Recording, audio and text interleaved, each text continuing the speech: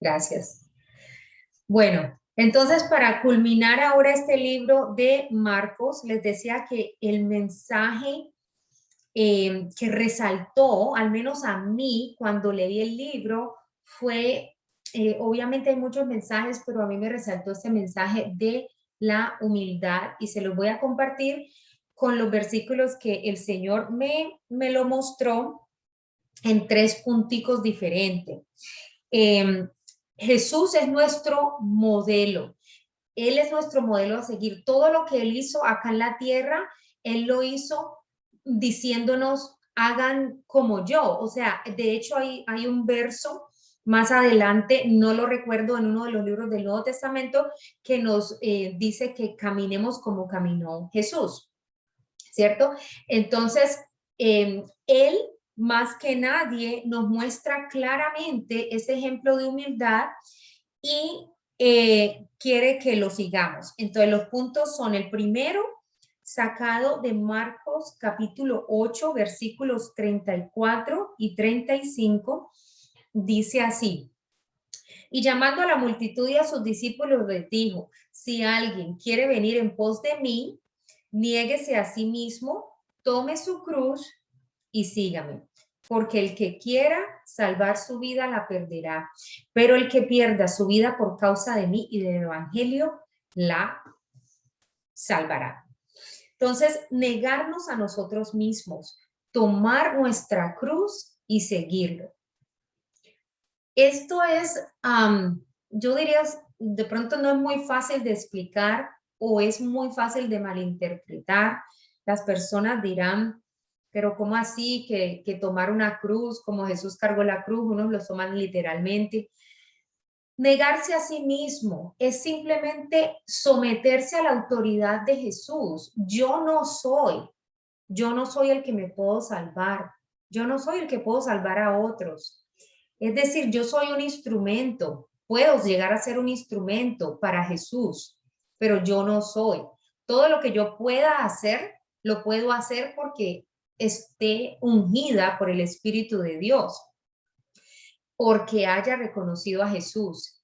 Pero negarnos a nosotros mismos es humildad, es reconocer que lo que yo puedo, lo puedo en Él, como dice el verso, todo lo puedo en Cristo y no es en mis propias fuerzas. Lo que yo puedo, lo puedo es en Cristo quien me fortalece. Asimismo, la salvación no la tengo yo en mis manos, no hay nada que pueda hacer yo, sino reconocer humildemente que mi naturaleza como pecadora estaba allí y que la única, y gracias a Dios, solución que Dios nos dio fue aceptar a Jesús como nuestro rey y entrar de esa forma al reino de los cielos.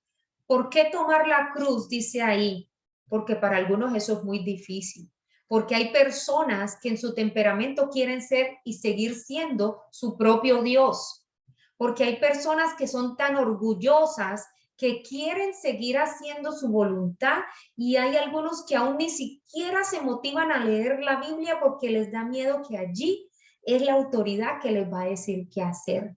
Hay gente que no se quiere someter a la voluntad de Dios cuando lo declara mi Salvador, porque muy contentas, claro, ¿quién se quiere ir para el infierno a la paila mocha? Nadie. Entonces son muy rápidas en decir, sí, el Señor es mi Salvador, pero cuando se trata de decir el Señor, Él es mi Señor también, quiere decir que Él es mi Rey y que yo soy la sierva, yo soy la súbdita. Pero hay personas, como les digo, que tienen problemas sometiéndose a la autoridad divina y quieren seguir siendo los dueños de sí, hacer su voluntad y no hacer la voluntad que está escrita en la palabra de Dios. Uno no la quieren, como les digo, ni saber, como para no tener que incurrir en decir, pues que yo no sabía. Otros, aún sabiéndola, no se someten, no se humillan a la voluntad de Dios y la hacen, sino que siguen haciendo su propia voluntad. Entonces, por eso es cargar la cruz, porque es tan difícil para ti dejar ciertas cosas, dejar el orgullo, dejar de pronto la vanidad, dejar el egoísmo, dejar los celos, dejar las rivalidades, ¿sí? si es una persona que le gusta siempre tener la razón, todas esas cosas. Entonces, no hacer eso es tan duro, pero si lo haces, estás cargando esa cruz. Esa es tu cruz, esa es tu dificultad, pero es para servir a Dios. Así que esa es una cruz que uno debería estar dichoso a cargar, porque de todas maneras, en el camino de cargar esa cruz, va a venir Jesús y te la va a ayudar a cargar y eventualmente ya no vas a tener ese peso, porque de tanto exaltar a Dios, Dios va a poner sus deseos en tu corazón y eso se va a sanar. Esas situaciones se van a sanar. Entonces, neguémonos a nosotros mismos.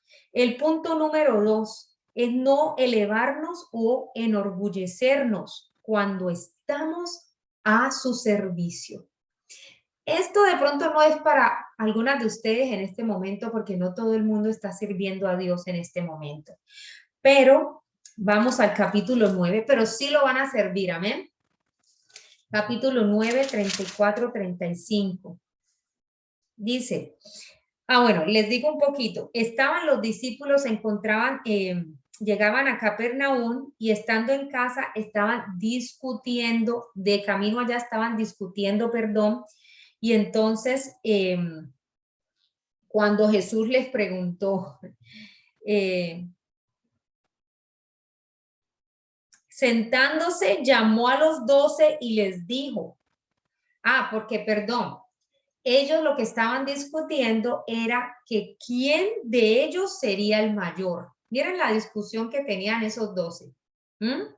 Que quién era el mayor o el de mayor importancia. Y sentándose llamó a los 12 y les dijo, si alguno desea ser el primero, será el último de todos y el servidor de todos. Bueno, aquí los discípulos están mostrando una osadía tremenda al atreverse a discutir quién es el más importante. Este es el capítulo 9, lo que les leí. Y 3 capítulos adelante, en el 6, el Señor les había dado autoridad. Eso fue cuando los envió. Cuando dice Jesús envió a los 12 y les dio autoridad. Y entonces que ellos ya fueron y empezaron a echar demonios, a echar fuera demonios. Y ellos empezaron a sanar a ciertas personas. Y ellos empezaron a, ¿qué más? A predicar la palabra. Entonces se les estaban subiendo los humos. Ojo con eso. Ojo con eso para los que servimos al Señor. Entonces, solo porque ya Dios les había dado esa autoridad, se les habían subido los humos y estaban discutiendo quién debería ser el mayor. Y eso, que lo más chistoso también es que un poquito más atrás, el Señor yo les había metido unos regaños por la incredulidad, por el milagro de las aguas, les había dicho de hombres de poca fe, mejor dicho, les había dado pum, pum, pum, regaño sobre regaño, y aquí están estos creyéndose pues que quién es el mayor ahí. Entonces, muy osados estos señores y orgullosos, ¿no? Esto quizá, como les decía yo, no lo comprendan algunas de ustedes o de pronto pues no lo han experimentado, lo que quiero decir, por lo que no han estado todavía al servicio de Dios. Pero también se puede dar el problema contrario, que es el de creerse insignificante. Hay gente que es todo lo contrario. Se cree el insignificante, la hormiga, el inmerecedor de nada de parte de Dios. Pero eso es pura fachada. Muchas veces eso es puro cuento, puro drama. Y esto también tiene sus implicaciones, pero yo no voy a tocar ese tema en este momento. Después, en otra ocasión, hablaremos de eso. No es correcto tampoco, ni sentirse el mayor, pero tampoco insignificante, porque estaríamos ofendiendo a Dios porque estamos en Cristo, ¿sí? Es decir, aquí digo cortico y no más. ¿Qué pienso yo de eso? No me puedo sentir insignificante e inmerecedor de todas las bendiciones de Dios. ¿Por qué? Porque si es verdad que aparte de mí, dijo Jesús, no son nada y no pueden hacer nada, pero es que yo no estoy aparte de Él. Él está en mí. ¿Sí ven? Entonces, bueno, no digo nada más sobre eso. Ahora, volviendo a los discípulos que estaban ahí altercando de quién era el grande. Dios no mide la grandeza, por estas son las diferencias del reino de Dios. El reino de Dios no es como los pueblos de este mundo, de que nosotros conocemos. Dios no mide la grandeza como lo hacen los hombres. La forma de ascender en el reino de Dios es bajando, es despojándose, como les decía ahora, despojándose de uno mismo, ¿cierto? Es haciéndose siervo humilde a los ojos de Dios. El mayor es el siervo. Y ese mayor siervo pues fue Jesús. Y no hay mayor que Jesús, porque hasta donde yo sé, usted y nosotros no podemos salvar a nadie. Nosotros no podemos dar salvación a nadie. Cuidado, alguien que crea que pueda hacer eso, pues. Y mucho menos a la humanidad entera como lo hizo Jesús. A punto pues de que hasta en los azotes y en todo esto de la crucifixión quedó completamente desfigurado, que dice la palabra que no parecía humano, que no se reconocía. Yo creo que ustedes y nosotros no podemos hacer eso. Así que nosotros no podemos salvar a nadie. Él es el que tiene el puesto mayor y pare de contar, siempre lo tendrá Jesús. Bueno, punto número 3 y el último, en Marcos 10, 35 a 45. Esto fue cuando dos apóstoles llamados Jacobo y Juan, ellos se acercaron al maestro y miren lo que les dice, se los voy a leer. Queremos que hagas por nosotros lo que te pidamos. Maestro, queremos que hagas por nosotros lo que te pidamos. Y él les dijo, ¿qué queréis que haga por vosotros? Ellos le dijeron, concédenos que en tu gloria nos sentemos uno a tu derecha y el otro a tu izquierda. Pero Jesús les dijo, no sabéis lo que pedís. ¿Podéis beber la copa que yo bebo, ser bautizados con el bautismo que yo soy bautizado? Me salto aquí al 40, dice, pero el que os sentéis a mi derecha o a mi izquierda, no es mío el concederlo, sino que es para quienes ha sido preparado. ¿Recuerdan el versículo que les dije ahora que no se olvidaran de Isaías 53, 12? Que dice que el Señor le dio ese puesto alto con los grandes, exaltado por su obediencia a Jesús. Y dice que él se lo concedió. Entonces mire que aquí Jesús le contesta básicamente con eso. El conceder eso no es mío, eso lo hace es papá. Papá Dios es el que concede esos puestos y él los prepara de antemano. Eso ha sido preparado, dice aquí. ¿Ah? Tremendo. Bueno, y al oír esto, los 10, como dos le pidieron eso, dos hermanos, los otros 10 discípulos empezaron ya a pelear, empezaron a indignarse, entonces hubo altercado y todo eso, pues que porque estos estaban haciendo eso, siendo que en el capítulo anterior todos estaban y ya Jesús les había dado la enseñanza, ¿cierto?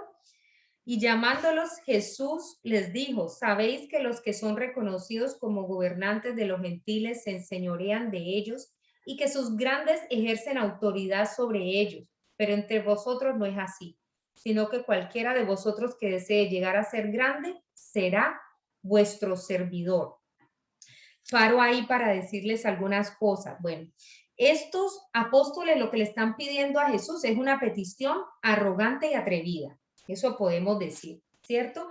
Ellos están, ¿qué ocasionó que ellos se atrevieran a esto? Envidia, celos, deseos de poder, deseos de superioridad, orgullo, deseos de pasar por encima de los otros, sin importar, ¿cierto? Eso fue lo que los llevó a ellos, por eso dice que las envidias, dice en el libro de Santiago, dice, ¿de dónde vienen los altercados y las peleas y las cosas? De la envidia, no tienen porque no piden. Bueno, es decir, el libro dice eso.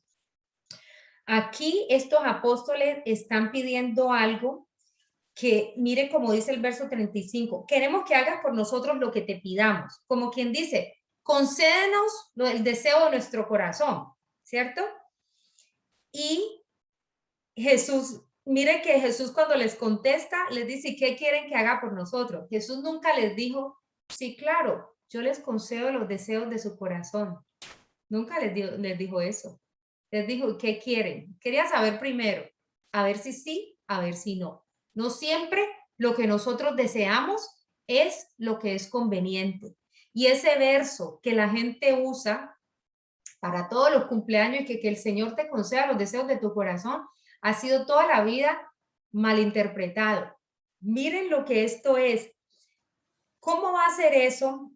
Que el Señor nos vaya a conceder los deseos de su corazón. Miren los deseos del corazón de Jacobo y de Juan. un deseo perverso, un deseo orgulloso, un deseo causado por celos y envidia. Entonces, miren, a propósito, es el Salmo 37:4 y miren lo que ese Salmo dice: deleítate en el Señor y Él te dará las peticiones de tu corazón.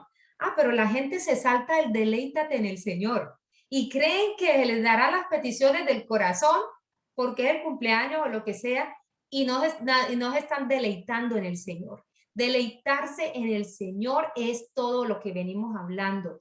Él es el primero. Amo su palabra, amo sus caminos, lo respeto, lo honro, le temo al Señor, le dedico mi tiempo, le dedico mi vida, lo honro con mi vida, con mis acciones, con mis palabras, con mis pensamientos. Eso es deleitarse en el Señor. Y la gente solo lee y Él te concederá los deseos de su corazón. Pero en realidad lo que dice es, Él te dará las peticiones de tu corazón o los deseos. ¿Qué quiere decir? Que si yo estoy pasando ese tiempo con Él en intimidad, lo amo, le hablo, le pregunto y todo, Él me va a poner los deseos de Él en mi corazón. Es decir, ahora en mi corazón, los deseos de humana, de perversa, los deseos de los celos, la envidia, todo eso se va a ir yendo y ya los deseos que hay en mi corazón son los que Él me pone. Pero el Señor no va concediendo los deseos del corazón de la gente, porque miren lo que dice aquí en Jeremías 17:9. Alístense. Engañoso es el corazón, más que todas las cosas, y perverso. ¿Quién lo comprenderá? ¿Ustedes creen que Dios sabía el corazón, siendo lo humano de nosotros, es perverso? Dice la palabra, del corazón salen los asesinatos, los malos pensamientos, y el Señor te concederá los deseos del corazón. Ese verso no se generaliza ahí. Ese verso es lo que les digo. El Señor te pone en tu corazón sus deseos si tú te deleitas en Él. No se olviden que lleva una partecita antes de eso. Deleítate en el Señor y Él te concederá o te pondrá los deseos en tu corazón. Él te los pondrá. Así que estos muchachos tenían un deseo de ser superior a los demás y eso no va de acuerdo a lo de Dios, entonces Él no les iba a conceder. Por eso les pregunta, ¿y ustedes qué es lo que quieren? A ver si sí, a ver si no. Entonces, ¿qué quieren que haga por ustedes? Pero Él no les promete, pues, que va a hacer eso. Bueno, ellos querían ser exaltados a la posición más alta que existiera en el reino de Jesús.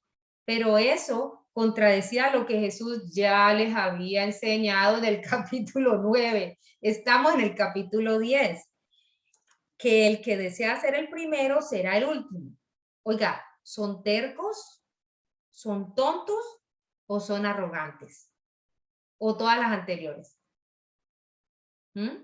Y no es por echárselas a los apóstoles, pero es que eso representa a nosotros, ¿sí? Nosotros mismos.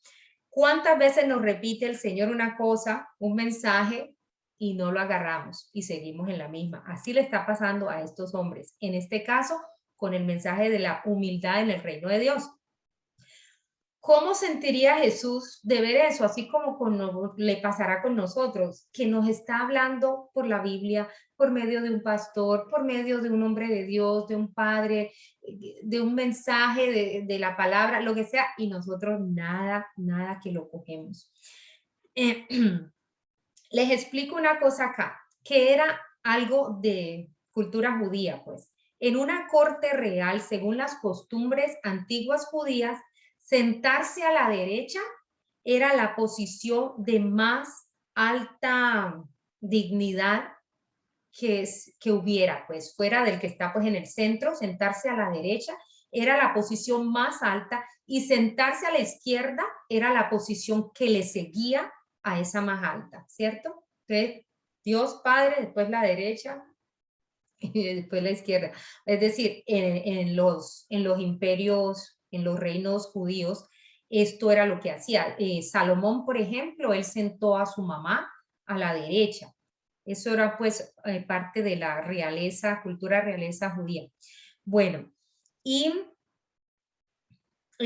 si alguien sentaba pues a esa persona, si alguien de autoridad sentaba a esa persona a su derecha, estaba diciéndole o le estaba concediendo igual valor que él mismo. Entonces, miren, Dios le está dando a Jesús un valor igualito al de él al ponerlo, porque él lo puso. ¿Se acuerdan que dice que Jesús está sentado a la derecha del Padre, cierto?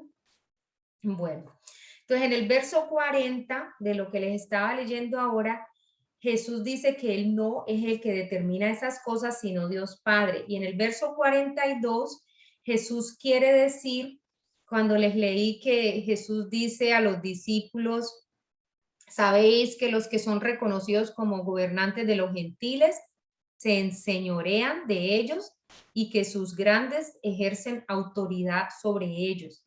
Jesús quiere decir que en el sistema de este mundo es diferente, que en este mundo son grandes los que se enseñorean, son los que ejercen la autoridad. ¿Cuáles son esos? El más fuerte, el más poderoso, el que tiene más dinero, el que es más inteligente, el que estudió más y sacó más grados, el que es más astuto y más vivo y pisotea a los otros para llegar al puesto de arriba. Es decir, esos son los que llegan a posiciones de autoridad.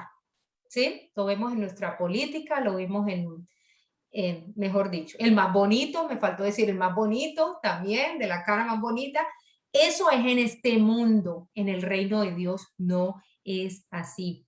En el reino es diferente, es lo que el Señor les quiere decir acá. Pero entre vosotros no es así, sino que cualquiera de vosotros que desee llegar a ser grande será vuestro servidor. Y culmino con el verso 44 que dice, y cualquiera de vosotros que desee ser el primero será siervo de todos, porque ni aún el Hijo del Hombre vino para ser servido, sino para servir y para dar su vida en rescate por muchos. Amén. Bueno, oremos. Gracias te damos, Señor. Padre, gracias por esta enseñanza, Señor. Te bendecimos, Padre. Honramos tu santo nombre, Señor Jesús. Te reconocemos como nuestra máxima autoridad, Señor. Te damos gracias porque Jesús, desde su puesto a la derecha del Padre, intercede por nosotros, Señor.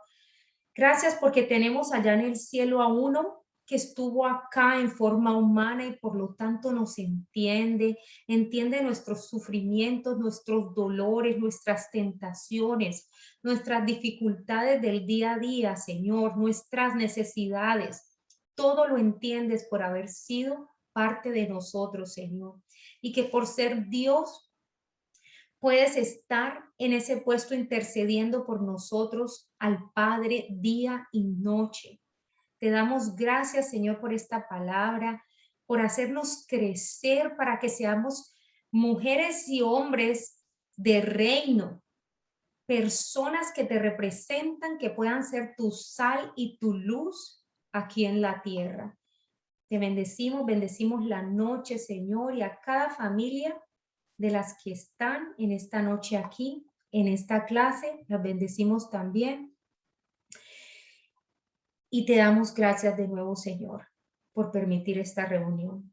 Te alabamos en el nombre poderoso de Jesús. Amén, amén y amén. Amén. Amén, amén.